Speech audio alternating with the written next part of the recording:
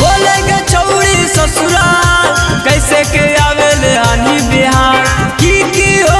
रात में कि पुसलैनी बात में देखो हो काको हो रते बलमुआ हको हो देखो हो काको हो रते बलमुआ हको हो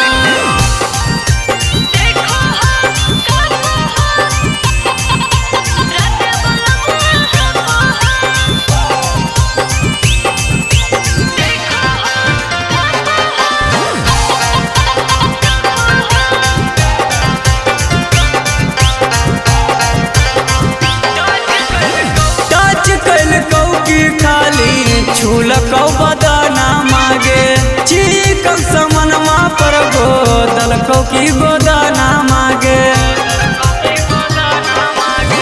पहिले राते मरदा परदा हटैला कौरे भीतरी ले जाके हमरा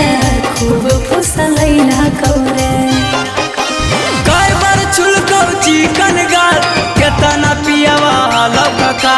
कैसे कैली बर्दाश्त गे अब कि नहीं एहसास गे देखो हो काको हो रते बलमुआ हको हो देखो हो काको हो रते बलमुआ हको हो